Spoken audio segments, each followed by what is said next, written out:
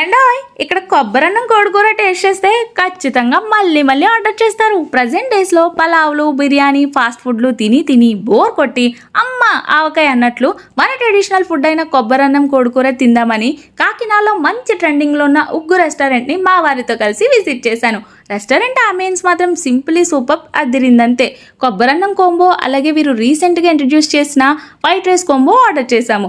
యాక్చువల్గా ఉగ్గు రెస్టారెంట్లో ఓన్లీ టేక్ అవే మాత్రమే ఉండేది. ఇప్పుడు నీట్గా సింపుల్గా డైనింగ్ కూడా అరేంజ్ చేశారు, చాలా బాగుంది. ఇక ఫుడ్ టేస్ట్ చేశానండి. కొబ్బరన్నంతో gongura chicken curry, prawn and mutton curry try చేశాము. ఎటువంటి ఎక్స్ట్రా మసాలాలు కానీ టేస్టింగ్ సాల్ట్ కానీ వేయకుండా ఫుడ్ హోమ్లీగా చాలా అంటే చాలా బాగుందండి. నాకైతే గోంగూర చికెన్, మటన్ బాగా నచ్చింది.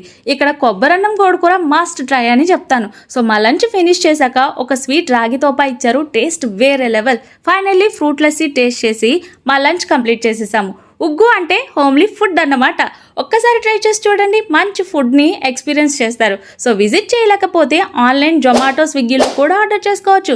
నేనైతే మా పిల్లలకు కూడా కొబ్బరన్నం కోడికూర తీసుకున్నాను.